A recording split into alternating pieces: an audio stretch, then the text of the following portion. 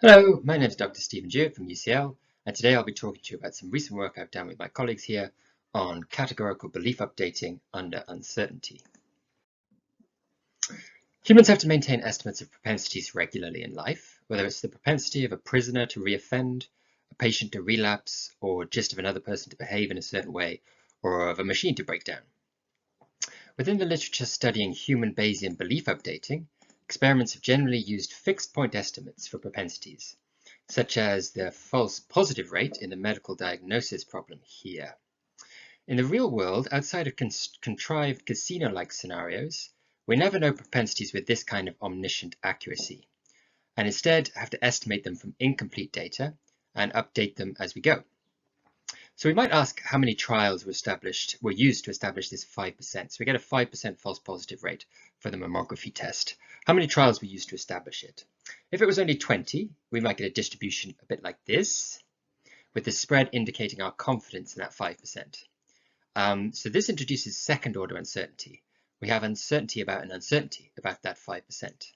If we'd used 100 trials, to establish that 5%, we get a distribution like this, a rather skinnier one, which you're all probably familiar with. And if we'd use 2,000, we'd get a really skinny distribution like this. So it becomes increasingly reasonable as we have more information to estimate a propensity. It becomes more reasonable to treat it as a point estimate and ignore that variance as the variance gets smaller. Now, with this particular scenario, a kind of medical, high-powered kind of medical thing, it's probably reasonable to assume a large amount of testing has been done. But in other scenarios, it's not. For example, I have a related paper on the taxicab problem, which also uses a fixed point estimate for the accuracy of the witness, of the eyewitness, where it's much less reasonable to assume that they've done a large number of tests on a single witness. Of course, they could test a machine many, many times over years, but you can't test a single person that much.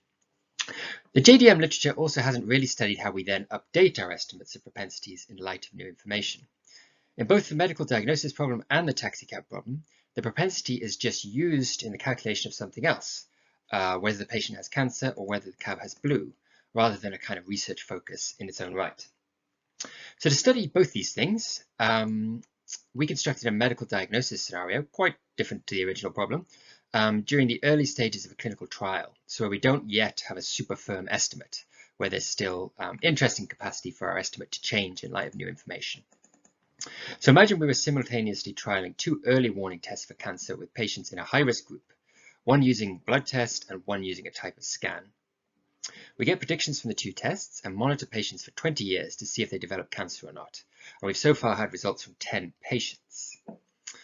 So for example, the blood test reported cancer 7 times out of those 10, and it was correct 6 times. So what we mean is that 6 patients actually had cancer.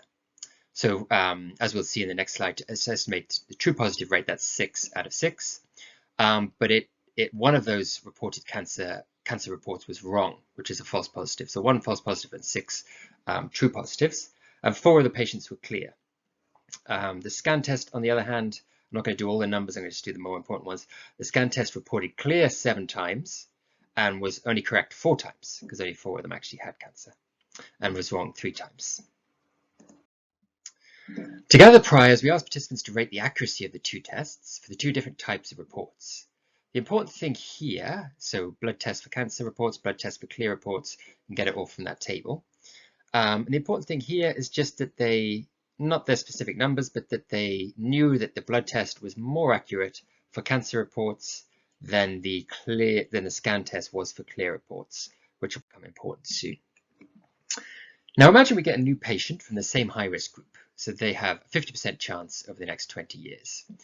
To model this situation, we constructed a Bayesian network model, which I'm going to show you in parts because there's quite a few nodes. It's fairly convoluted, but there's a lot of symmetry. Firstly, let's start with a false positive rate of the blood test. As I mentioned, 4 patients out of those 10 were actually clear, and 1 time the blood test incorrectly said they were positive. So that's 1 false positive out of 4 attempts. So that produces a distribution like this. Now you might notice, I know it's quite small, but I'll tell you the numbers, that the mean is not 25%. Of course, 25% would be the classical frequentist mean. However, the problem with the classical approach for this kind of situation is that it completely falls apart when you have either 0 out of 4, for example, or 4 out of 4. it produces estimates of 0 with no variance, or 100% with no variance, or just can't even do it at all. It doesn't really make sense when you have 0 or 4 out of 4. Anyway, we had to reckon with this because, as we'll see in a moment, our true positive rate is 6 out of 6. So we had to use what are known as Bayesian Laplace estimates, which produce means in accordance with Bayes' 1814 rule of succession. Looks like we just passed the 2-century anniversary for that. I don't think anyone has a party as far as I know. At least they didn't invite me. So this rule, it adds 2 to the number of trials and 1 to the thing that you're estimating. So in this case, positives out of clear, false positives out of number of actual clears. So what we end up with, instead of 1 out of 4, you get 1 plus 1 out of 4 plus 2 is 2 out of 6. You get 33%, which is where this comes from. For anyone who doesn't know this rule, it produces the same means as updating from a flat, a uniform Bayesian prior. But it has some good properties. So it never produces an estimate of 0 or 100%, and it's conservative. Estimates tend to be closer to 50% than the classical frequentist estimates, but it converges on the classical estimates as n goes up. So it has there are obviously debates about these things, but it has some nice properties. But to be honest, using it doesn't really affect the main findings of our paper anyway. Okay, let me reveal some more. Okay, so we've got the true positive rate, which, and for the true positive rate 6 out of 6, the Bayes-Laplace approach gives an estimate of 87.5%. On the other side, we just have exactly the same nodes, but for the scan test. Now, importantly, for the scan test, we framed these in terms of true negative and false negative, rather than false positive and true positive. This is because, as we're going to see, the blood test is going to give a positive report, and the scan test is going to give a negative report. So this framing just requires less mental gymnastics for a human being. The computer doesn't care because the false positive rate is just the complement of the true negative rate. So if you've got a false positive rate of 1/3, then you have a true negative rate of 2/3. They're just equivalent complements of each other. So which way you frame it is entirely up to you. This just is easier for us to see what happens. To complete the model, we have a node here. The chance of the patient having cancer starts at 50-50, and we'll add some observations soon, as well as the probability of each test giving a particular type of result. All right, let's move on. Now, imagine that we get the blood test first, and it reports cancer, or positive report. So we can enter that into the model here. Obviously, I don't have time. You can check out the paper for more details on the model. A lot of people I know are familiar with Bayesian network models, but if you're not, check the paper out. So we can make an observation here that the blood test has given a positive report. That changes quite a few things. It not only changes the chance the patient has cancer, of course, makes it more likely, but it also changes the false and true positive rates. And they both go up. At this point, we know we've got a positive report, but we don't know if it's a true positive or a false positive. So both go up. Yeah, it's probabilistically spread between them. So let's say we now get the scan test and it reports clear. We can enter this in the model, and this is just that the scan test gives a negative result. After this, in the paper, I talk all about what happens with the scan test ones as well, but it's the same basic idea. When this comes in, this is obviously we now have a conflict situation where these are in conflict with each other, these reports. And so what happens now is that the false positive rate of the blood test goes up further, and the true positive rate comes down a bit. Because now it's, the scan test is not as good as the blood test, but it's better than 50-50. And so it provides some evidence against the patient having cancer. So you can see that that's come down a bit from 70 odd to 60 odd. And so now it's more likely that this is a false positive than a true positive. It's still more likely that the blood test is correct, but it's less likely than before we got the scan test result. That's an important distinction to make. Now, in order, this is the situation. We can also obviously input what happens when we know the patient has cancer or not, but this is the point we were really interested in when we don't know for certain if the patient has cancer. What our participants would do under this uncertainty. It's very easy to know what to do when it's certain, of course. It's under uncertainty that's interesting. We elicited posterior estimates via these kind of sliders here. So we didn't get them to give a new mathematical estimate. That would be too complicated, and you can see we need a mega complex Bayesian network model to estimate that. All we were interested in was qualitative. Do you think the blood test cancer reports are more accurate, less accurate, or the same? And the same for the scan tests, for the clear ones. Importantly, it's specifically for those reports. Okay, that's how we were able to make this very complicated study vaguely comprehensible to our participants by focusing just on blood cancer reports and scan clear reports. And then we got them to explain their reasoning. So magnitude was not important here. We didn't measure magnitude at all. We found 2 majority responses, each representing around a third of our participants, and no other response in more than 6% of our participants. The first one of these was to make no change to either. I'm calling these NC, no change, no change. And the second one was to increase the blood test's accuracy and reduce the scan test's accuracy. So this stands for increase, reduce. So these can be seen as the correct responses if, firstly, this one, if we had no information at all, of course, you'd make no change. And this one is the correct response if you were absolutely certain that the blood test was correct this time. Of course, the reality is that under uncertainty, we don't know. We're somewhere between these two extremes.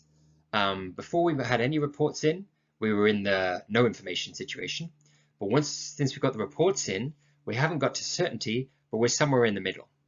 But these two represent kind of non-probabilistic responses, and I'll talk more about that soon. So what we don't see, we took a range of follow-up questions. I don't have time to talk about everything. I'll just talk about the key ones. I talk about them all in the paper, of course.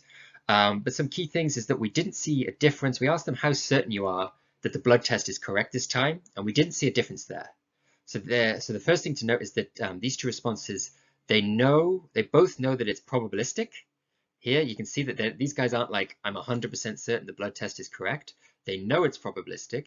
They're just treating it as a categorical, as a certainty when they're updating.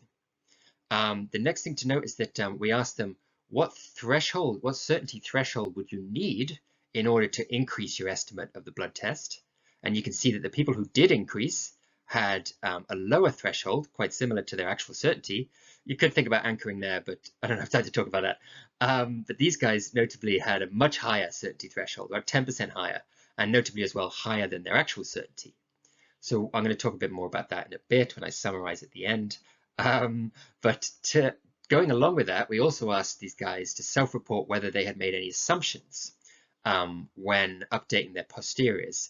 And you can see that the people who increased, 80% of them self-reported as having assumed that the blood test was correct when they updated their priors. I know these guys assume a fair amount as well, and I talk about that a little bit in the paper, but this is much higher and much higher. So that gives us quite a good picture of what's going on. Let's move on to the qualitative data. So out of the people who increased the estimate of the blood test and reduced the estimate of the scan test, most of them just referred to the historical accuracy. So they just said things like the blood test is more accurate than the scan test. But some people actually made explicit statements that they thought the blood test was correct this time. To be honest, this doesn't add that much on top of the closed questions, but it provides it backs it up a bit. For the no change participants, we got more variety. So some participants just said, there's no information here, nothing's changed, blah, blah, blah. But quite a few people also said that they weren't prepared to change until it was certain. And that's something we found across quite a few studies. So what we seem to have here is 2/3 of our participants giving responses on two sides of a binary approach. There seems to be some threshold which varies between individuals, above which they're prepared to assume and treat the instance as a certainty, and below which they prefer to hold back entirely as if they have no information at all. In each case, they know the instance is actually probabilistic, they're just treating it this way when they update propensities. The no change approach is probably less harmful, but the assumption-based approach does have some interesting ramifications. What these people are doing is based on historical propensities only to produce effects like this, assuming the cause, again, assuming that it's down to the blood test, and actually becoming more convinced of the accuracy of the blood test in light of that. So it has a very circular, positive feedback dynamic, just like we see in confirmation bias. I think we kind of see the same kind of thing in real life quite often. For example, imagine a criminal who's just got out of prison. goes to work in a job, and some money goes missing. There's no specific evidence that they've taken the money, but obviously it's reasonable to have a higher probability that they took it than if they didn't have that history. But are we going to assume, and then are we going to act on that, and so on? Of course, there are strong principles in law around not taking priors, prior offences into account, and I think that kind of partly backs up the fact that this tendency to do this is quite a strong aspect of human reasoning. Anyway, I don't have very long, but please check out the papers. It's part of a program of research that you can find the preprint for this as well as the other papers in my propensity updating project on my ResearchGate page here. Thanks for listening. Bye.